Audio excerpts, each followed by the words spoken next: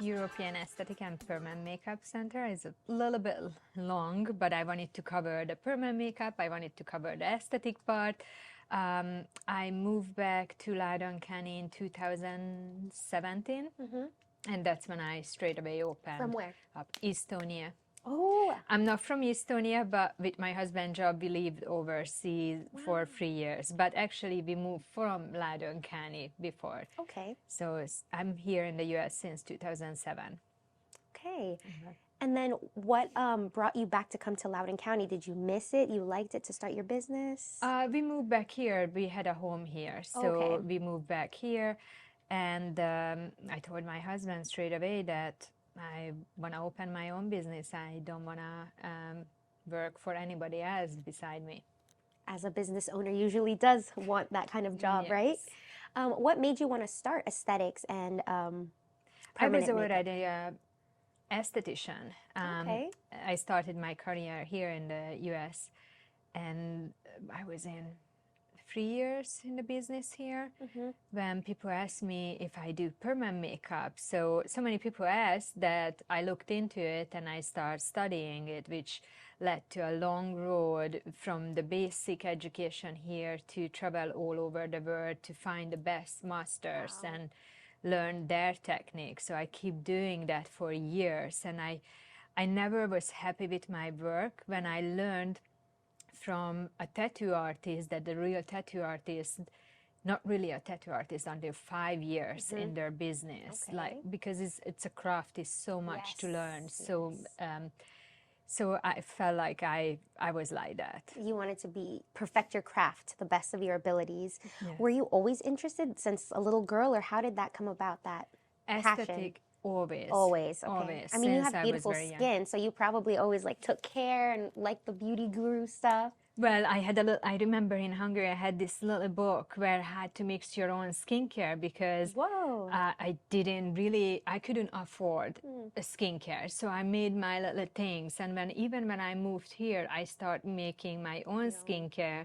But somehow, I guess the permanent makeup just slowly took over, and now is 99% of my business is permanent makeup, not aesthetic anymore. Okay, so it grew. That's great that you expanded so you could offer that service and keep growing. What is your ideal clients, or what clients usually come to you for the permanent makeup versus aesthetic?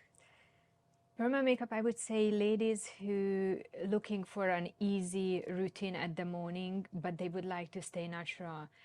That's my approach, that this is not replacing makeup really, and I'm looking for the clients who understand that this is not like you look at somebody's face and you could tell that they had permanent makeup. That's not what we want. We want that your life is easier, you look good without makeup. I don't want to tattoo your face that you feel like you have to put more makeup to compensate something very harsh on your face. Also, we aging, we want to be able to change this permanent makeup in few years down on the road. Okay, and then for your clients for aesthetics, what are typically something that they get done with you? Like, what kind of services do you offer for them? A facial, mostly I do one type of facial. I narrow it down. It's an oxygenating facial. It's very popular. It's very quick, immediately give you a glow.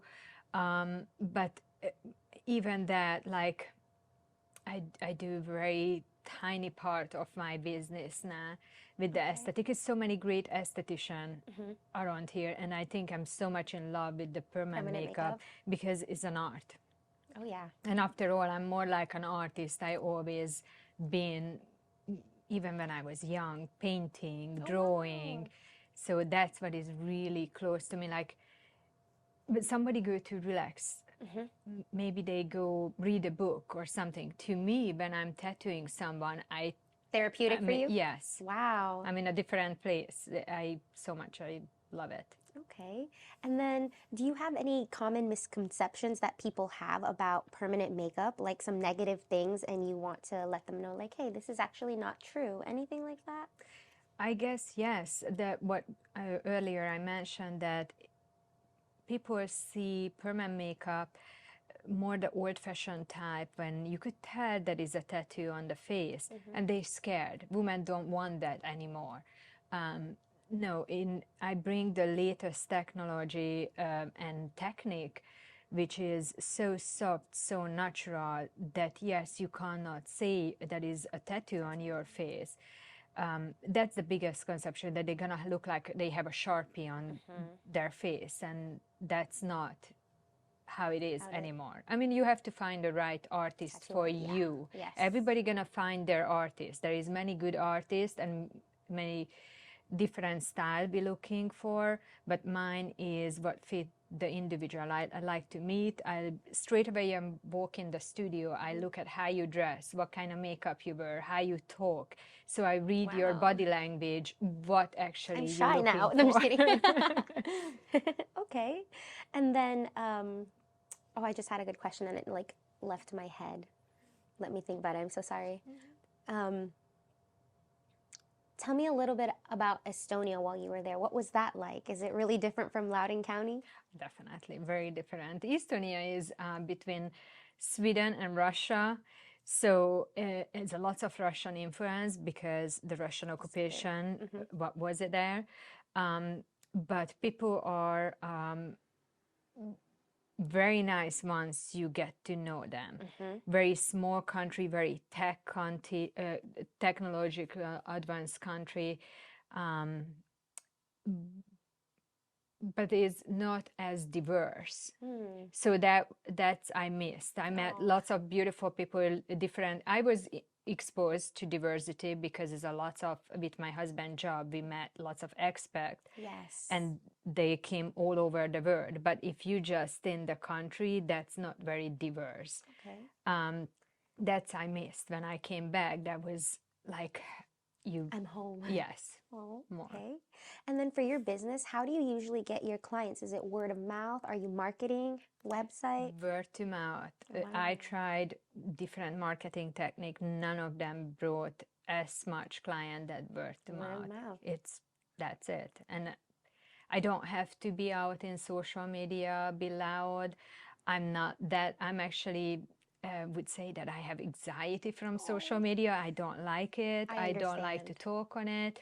I like my work to talk itself. For itself, yeah. And I attract women who is like that. They are not out in social media loudly. Maybe they see the suggestion or recommendation and they write it down. Yes. But they're not out there making comment all the time.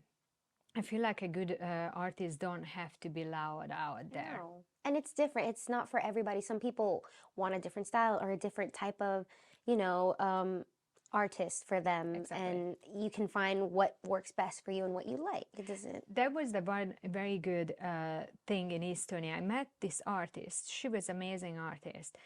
We lived in Tallinn. Tallinn is tiny, smaller than Loudoun County, but every corner had a permanent makeup artist. So I asked her once that, how you all so busy in this small place? And she said, everybody find their own artist.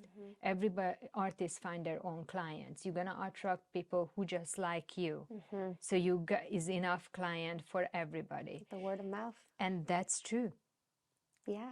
I mean, I also wanted to say that in Tallinn, there's actually a rapper singer that I like who's from over there. Maybe you've heard of him. He's really big in Estonia. His name is Tommy Cash. No, he's like putting Estonia on the map. That's why I even know. So that's interesting that you said that. I just really wanted to see if you knew, but no. Yes. That doesn't mean anything. I don't know. I'm not That's music. okay. No. And do you speak Russian? Were you able to communicate? No. That's okay. Though I learned Russian, but bit. I don't speak any. Okay, anymore. That's cool. What about your husband? No, he's American. Okay, he speaks gotcha. only English in five different language. Meaning the English. You know that somebody told me once how many languages you speak, and he said South African, English, British. It's all English. Yeah, it's all English. I was like, wait, she's saying things that are all English. Okay. Yes.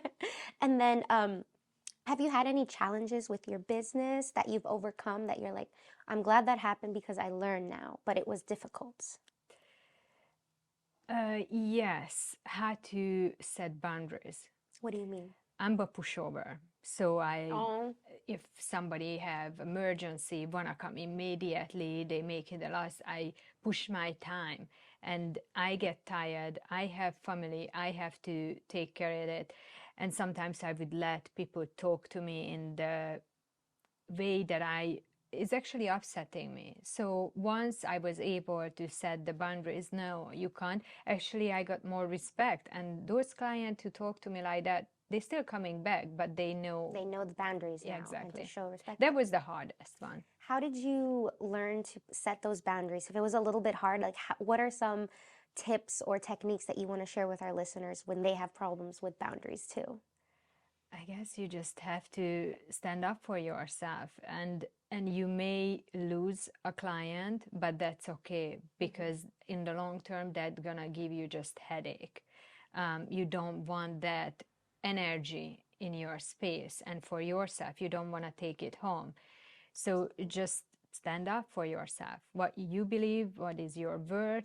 And even if you know that you made mistake, there is the way to explain how you correct this.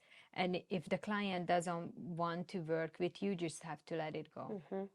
I think a lot of business owners sometimes find like a battle between finding that happy medium for them of like, okay, I want to set boundaries, but I don't want to let them go. So I find it very powerful and just inspiring when business owners are like, no, like, I'm sorry, I like either changing something for one person, but they say no, or it's okay to let people go. Like some people are like, no, I have to keep every single person, I have to make everybody happy. So that's really interesting that you have that point of view. And I think a lot of our listeners are going to relate to that and find inspiration with the message that you give to us. Thank you. Yeah. I think let go one, the two others who you like gonna come in your door. You can't hold, because they may attract more of that Energy. type of energy. Yes, and you don't want that. Yeah, no. It's hard to work, then you don't enjoy anymore your job. Yeah, we don't want that. We want to Yes. keep doing what we love. And have you noticed any beauty trends with permanent makeup where you're like, oh, this is coming back, or oh, nobody's doing this anymore, or now, wow, we have to learn this new thing because they want to do this? Yes, it's like microblading was a huge beauty trend, and lots of the new artists who just came in the business, they didn't know that is actually an ancient technique.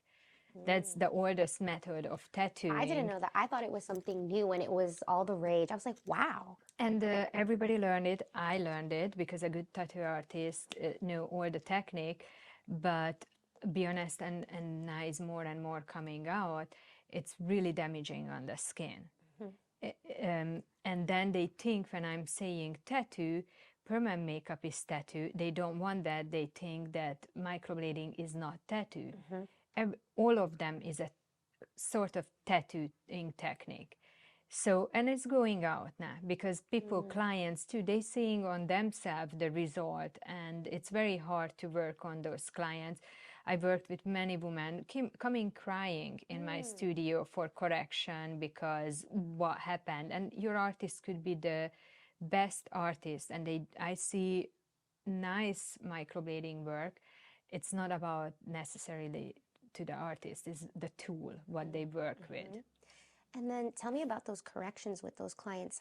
Is that something that is easy, or is it a little bit difficult? Because it is a tattoo. It's much harder. It's very hard to correct, very hard to make that clients happy because they remember always the last work, not necessarily the one who got messed up. Yeah. They remember you that you couldn't correct. So this is when is very important collaboration with other business who knows, like a laser technician who knows how to remove this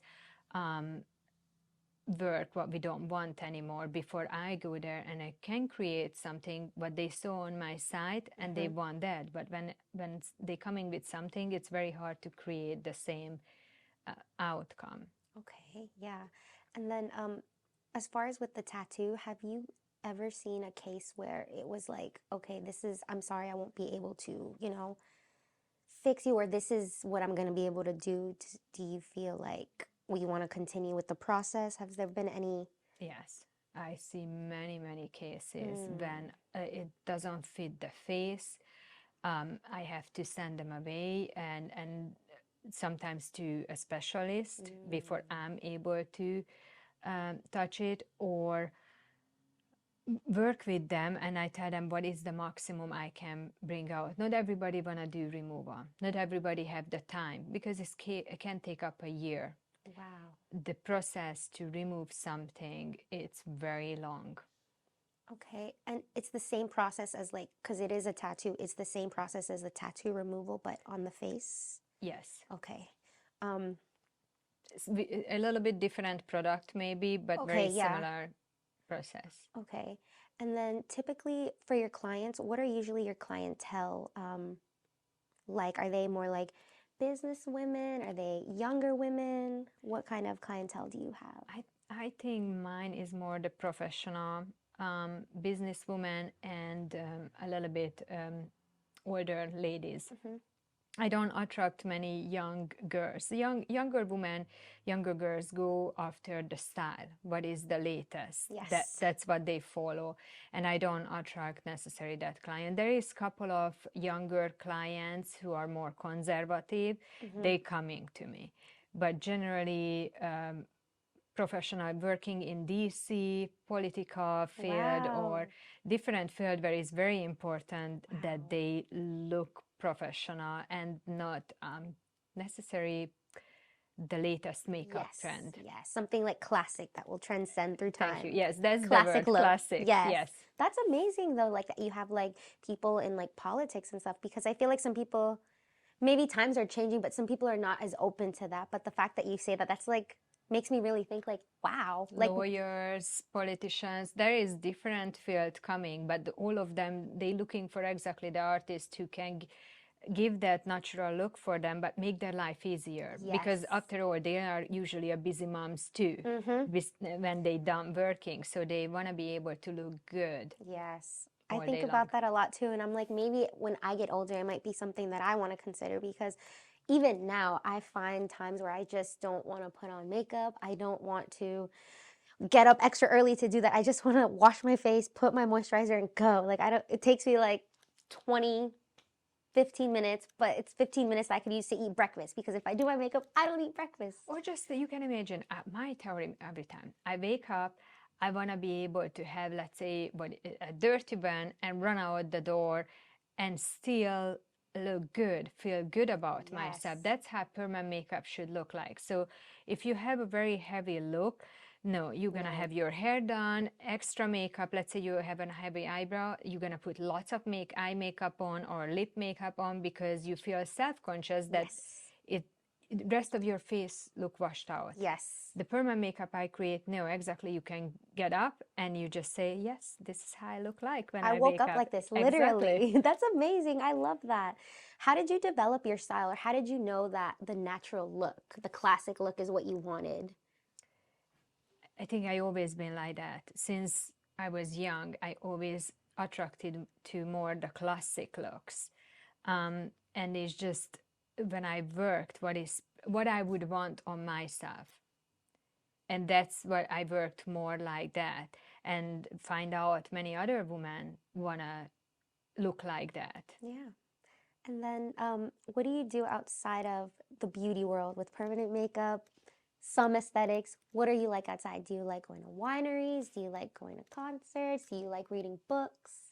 Well, not much time for myself. You're I a have busy woman. yes, two young daughter, and they both busy in sports. So when I'm not working, usually rushing home, picking them up, driving to, I'm just same as any other mom, busy life after take care.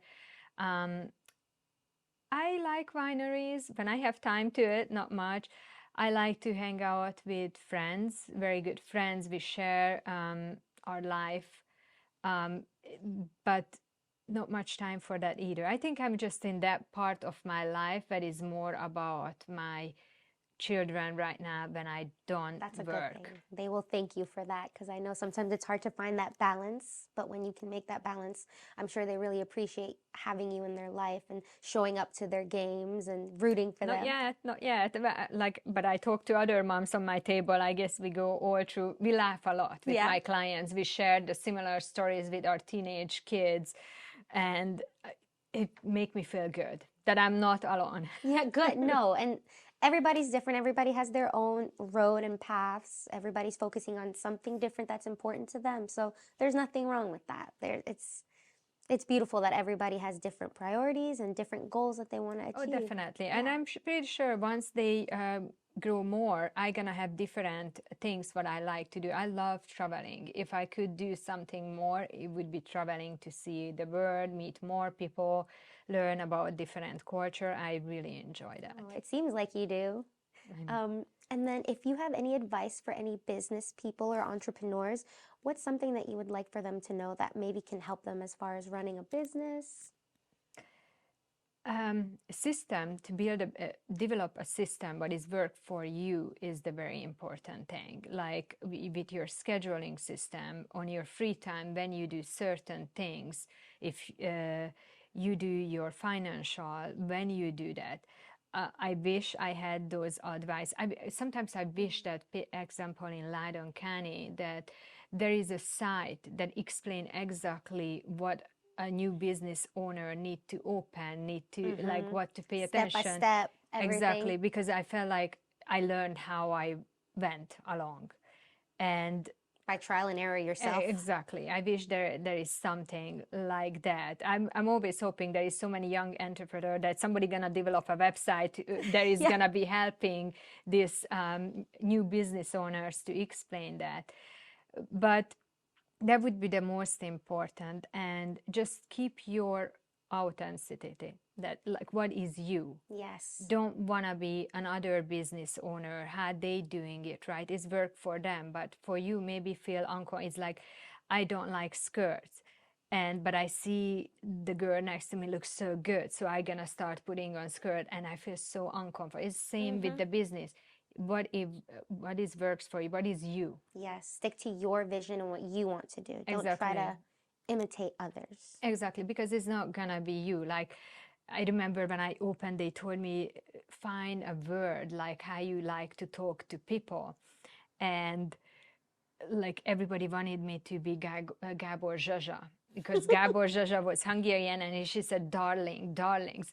And I just couldn't do it to get on the camera and talk to my clients to say darlings, because that's not me. It looked amazing with her. That was her signature, but that's not me. Exactly. Even I'm Hungarian too. That doesn't mean. That doesn't exactly. They want to put you in kind of like a mold of what they think. Exactly. But nobody wants to go to the same person twice. They want to find variety, and we don't want the same thing over and over and over. We want to be like, no, she's too this, but I like her because she's more like this. Thank goodness somebody is like this, right? Exactly. You always want to have options. I remember once there is a lady who hosting lots of cafes for Loudoun County, and I know her for years now.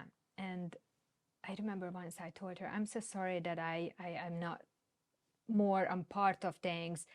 And she's like, no, exactly, that's what I like about you. That you, and I was like, and I don't think so ever I'm gonna forget that she said that to me, because it made me feel so good that I'm not teaching anybody. It's just how I like to run my own business. Absolutely. I'm glad she said that. I'm glad people notice those things, because sometimes people, we're hard on ourselves and we don't really like think that we're doing something right, or we feel judged, like, oh, why am I not more like this? And exactly. So when somebody reassures you and says something, you're like, oh, thank God, like maybe I am doing something right. So I'm so happy when people speak up and say those things to others who are having doubts. And then just to wrap things up, if there was a message that you could give to the world, what message would that be? It can be in the beauty world, in the everyday world. I think mostly I would like for young women to be them just themselves. It's so much pressure on young women, and like I'm closer to 50, you can tell me that I don't look good, I don't even blink, but I could see, thank you. You do. But I see how could affect a young mind when they think they not pretty enough, not good enough. I just wish I could hold each of them their hand and say, no, you're beautiful how you are. Don't keep up. Don't keep up with anybody. Keep up with yourself. You're perfect how you are. Oh, that's such a good message. Maybe I needed to hear that. No, thank you so much for coming on the show and sharing your wisdom and giving us your time. We really appreciate that so much. Thank you so much. Yeah. Thank